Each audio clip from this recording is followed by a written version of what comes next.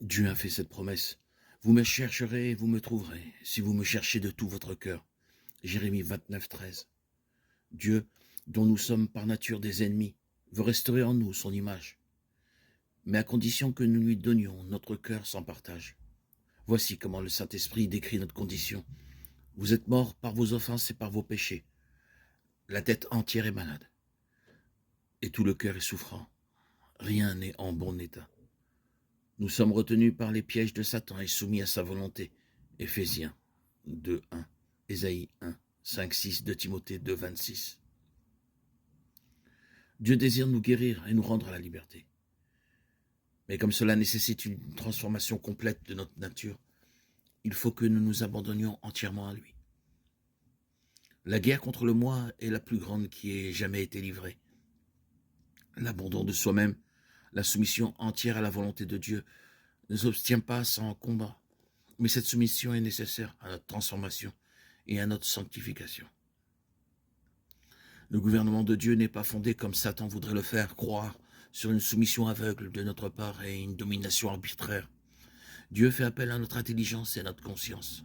Venez et plaidons, Ésaïe 1, 18. Telle est l'invitation que le Créateur adresse à tous les êtres. Il ne violente pas la volonté de ses créatures.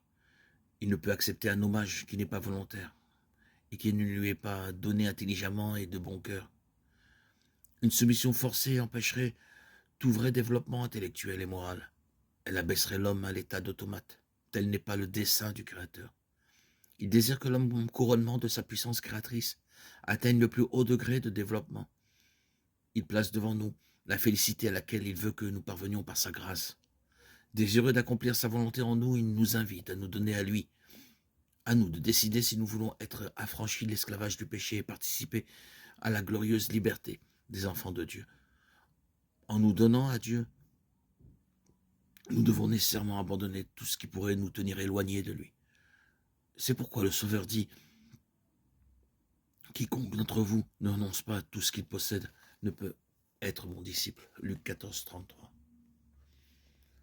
Mammon est l'idole de plusieurs.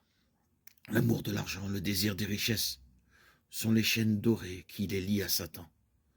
D'autres adorent la gloire et les honneurs mondains. D'autres encore se font une idole d'une vie d'aise, libre de toute responsabilité. Mais il faut que ces chaînes soient rompues. Nous ne pouvons être en partie au Seigneur et en partie au monde. Nous ne devenons les enfants de Dieu que dès le moment où nous le sommes sans réserve.